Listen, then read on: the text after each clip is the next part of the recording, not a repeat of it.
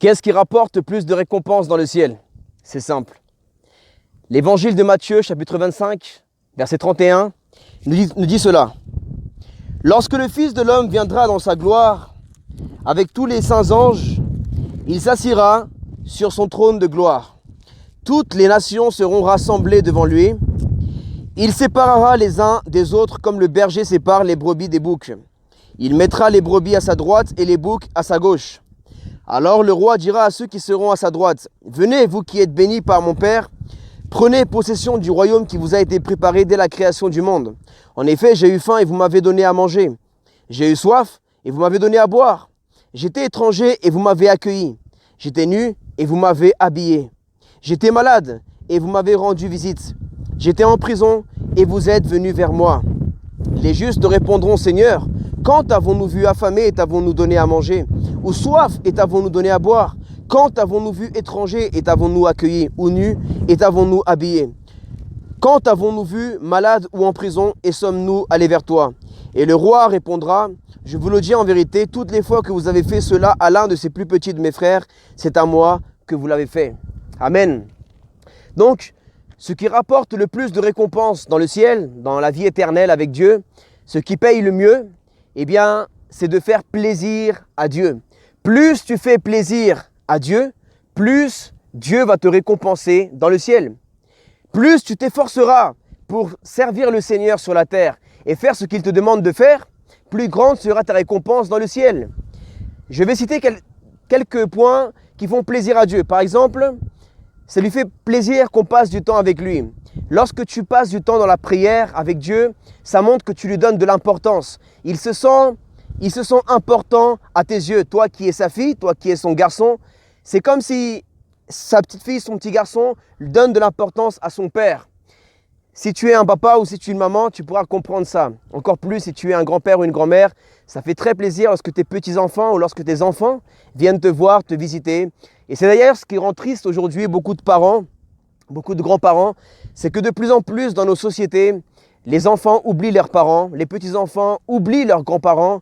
Et aujourd'hui en France et dans beaucoup de pays occidentaux, on se retrouve avec beaucoup de personnes abandonnées dans des maisons de retraite. Chose qu'on ne voit pas beaucoup en Afrique, en Amérique du Sud ou en Asie. C'est une culture qui est assez plus familiale et je pense que c'est une bonne chose à faire. Dieu, c'est pareil. Dieu est un père et il aime quand ses enfants lui donnent de l'importance. La Bible dit que à partir du moment où une création, parce qu'il y a une différence entre la création de Dieu et les enfants de Dieu. La création de Dieu, c'est toute personne, être humain, homme ou femme, qui a été créé par Dieu, mais qui n'est pas encore repenti de ses péchés et qui n'a pas encore accepté Dieu dans son cœur à travers son Fils Jésus-Christ. Il n'est pas encore considéré comme un enfant de Dieu aux yeux du Créateur, car on devient enfant de Dieu uniquement par Jésus-Christ, le Fils de Dieu. L'esprit d'adoption est uniquement à travers Jésus. Tant que tu n'as pas reçu l'Esprit de Dieu, tu n'es pas encore adopté par Dieu à travers son Fils Jésus-Christ. Tu es encore orphelin et tu es encore une créature de Dieu, tu es une création de Dieu, mais tu n'es pas encore enfant. Le statut d'enfant s'acquiert uniquement lorsque tu te repens de ton péché et tu donnes ta vie à Dieu à travers Jésus-Christ. Seulement Jésus-Christ. L'évangile selon Matthieu chapitre 25 verset 31, c'est le Seigneur Jésus-Christ qui nous parle et il dit qu'à la fin des temps, il viendra dans toute sa gloire. C'est une promesse. La Bible explique que la première venue de Jésus est venue en tant qu'agneau. Il est venu en tant qu'un agneau pour prendre le péché, un agneau qu'on a, comme les agneaux qu'on égorge, qu'on mène à l'abattoir. Et c'est exactement ce qui s'est passé. Et cela, c'est une prophétie qui s'est accomplie.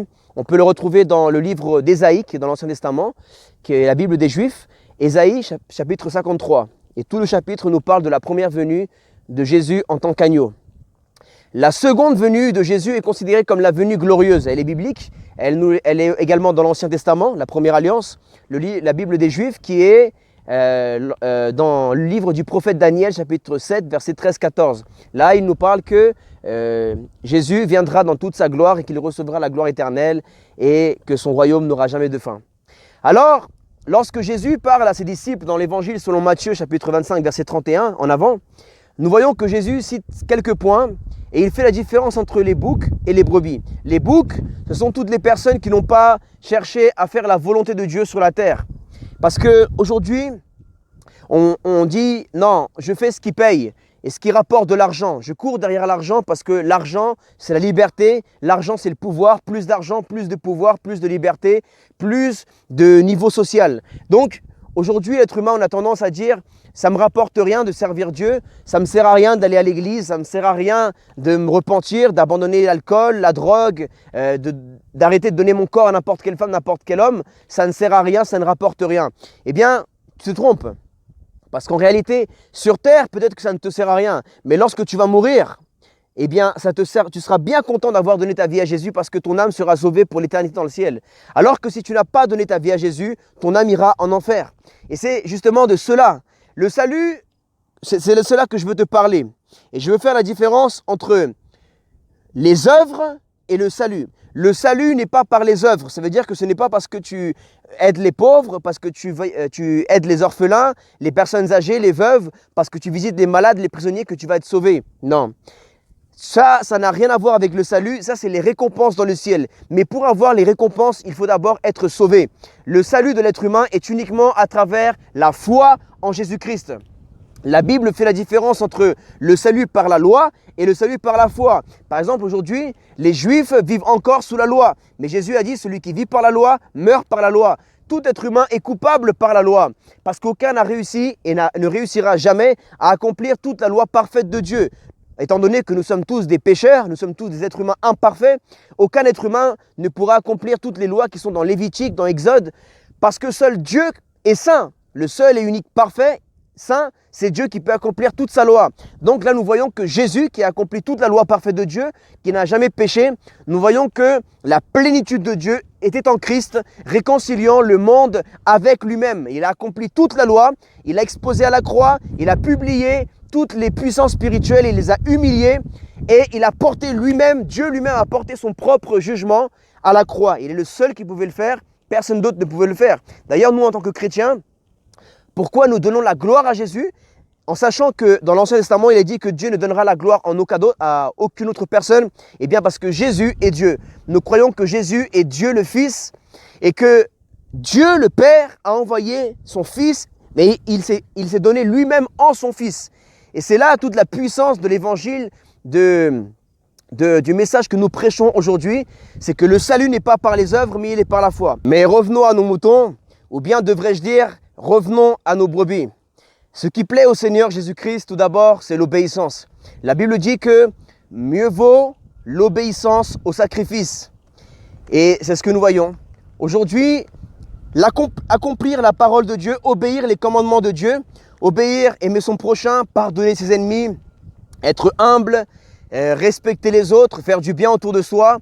Ce sont des choses qui rapportent beaucoup dans le ciel parce qu'elles font très plaisir à Dieu. Dieu se sent honoré. Qu'est-ce qu'aime plus un père? Un père aime beaucoup lorsqu'un enfant lui obéit et il va chercher à le récompenser. Nous pouvons le voir même lorsque tes parents, par exemple, te disaient « Est-ce que tu as ramené une bonne note ?» Et si tu avais ramené une bonne note, eh bien, ils te récompensaient. Et si tu n'avais pas ramené une bonne note, et il ne te récompensait pas, voire même il te corrigeait. Le père qui aime ses enfants les corrige. Parfois dans la vie, nous avons une façon de vivre, de pécher, un comportement mauvais à l'égard de Dieu. Et Dieu nous corrige avec certaines choses dans la vie, certaines épreuves. Et c'est différent par rapport au péché, par rapport à la personne. Jésus nous dit que visiter les malades, visiter les prisonniers, accueillir les étrangers, s'intéresser aux orphelins, aux veuves, aider les pauvres, cela lui fait très plaisir et il compare les brebis à ses enfants obéissants. Une brebis, c'est obéissant. Un bouc, c'est l'image de quelqu'un de rebelle, de désobéissant. Donc, cela déplaît Dieu. Quelqu'un qui est sauvé, mais qui a un mauvais comportement, eh bien, il ne recevra pas beaucoup de récompenses. Et c'est sa façon à Dieu de corriger. Mais quelqu'un qui est sauvé, qui mène une vie de sanctification et qui est obéissant, qui aide les pauvres, qui s'intéresse aux orphelins, qui s'intéresse aux veuves, qui s'intéresse aux personnes démunies, aux marginalisés de la société, aux personnes étrangères, cela recevra une grande récompense dans le ciel. Aujourd'hui, nous voyons que dans le monde, par exemple, si tu as des euros et tu vas en Asie, eh bien ta monnaie ne vaut rien là-bas. Il faudra la convertir pour qu'elle prenne de la valeur.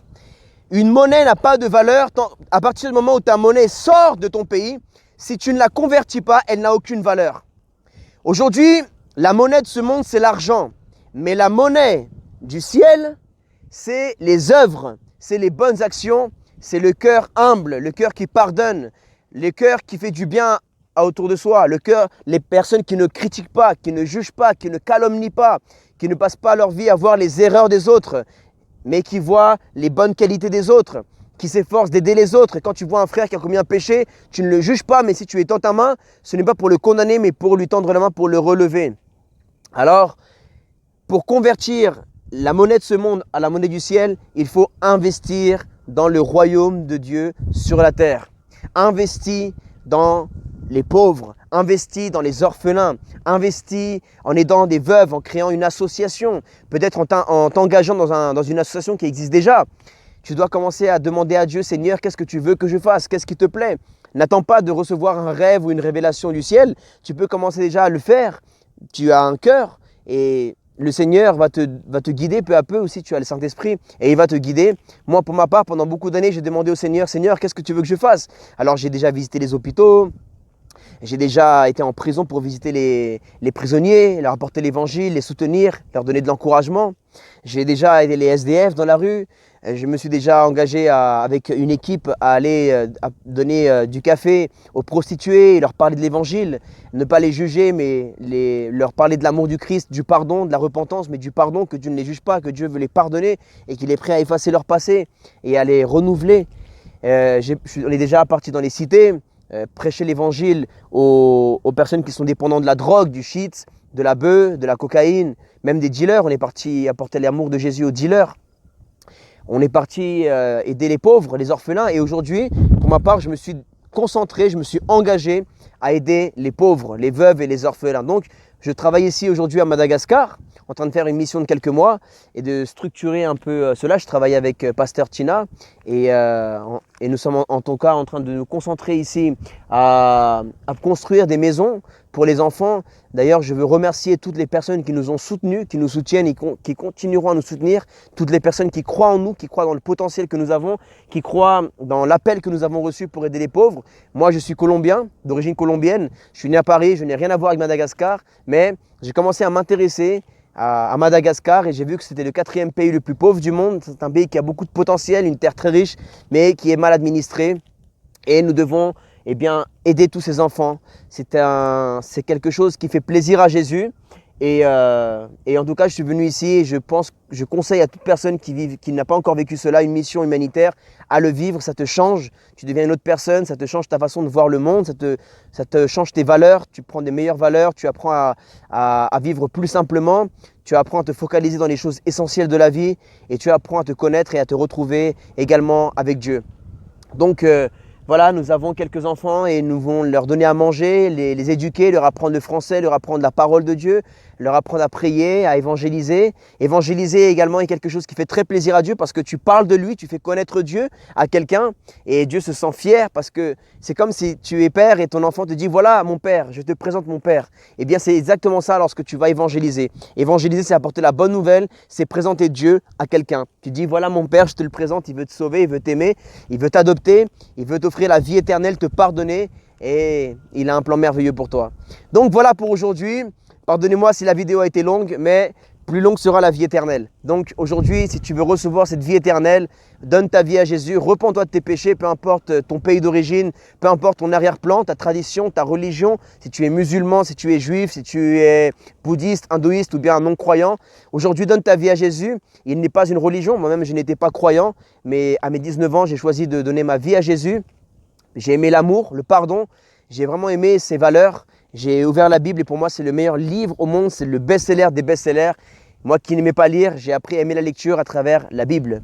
Moi qui étais quelqu'un qui ne me préoccupais pas pour les autres, les pauvres, je ne pensais qu'à moi, à m'acheter de la drogue, à m'acheter de l'alcool, à être avec des femmes, à gaspiller mon argent dans les boîtes de nuit, dans les habits, à acheter des choses mauvaises, à voyager. Aujourd'hui, j'investis mon argent dans les personnes démunies qui ont besoin. Ce sont nos frères et sœurs, nous avons le même Père, le même Dieu, le même Créateur et nous ne pouvons pas les oublier. Sinon, comment nous regardons-nous dans le miroir en sachant que nous avons à manger. Ce soir, nous nous coucherons le ventre plein et des millions de personnes se coucheront le ventre vide et vont mourir ce soir. Alors, tu peux marquer la différence, tu peux pas changer le monde, mais toi-même, tu peux changer, tu peux être quelqu'un de meilleur et tu peux changer peut-être autour de toi et influencer ta génération en bien. Alors, voilà les choses qui rapportent gros dans le ciel, qui rapportent les plus grandes récompenses. L'obéissance, prier et évangéliser, lire la Bible, t'intéresser à Dieu, faire de bonnes actions. Pardonner, aimer son prochain, être un exemple, voilà. Toutes ces choses-là font plaisir à Dieu. Et plus tu fais plaisir à Dieu, plus il te récompensera et plus grande sera ta récompense dans le ciel. Alors que Dieu continue de te bénir puissamment et n'oublie pas que Dieu t'aime.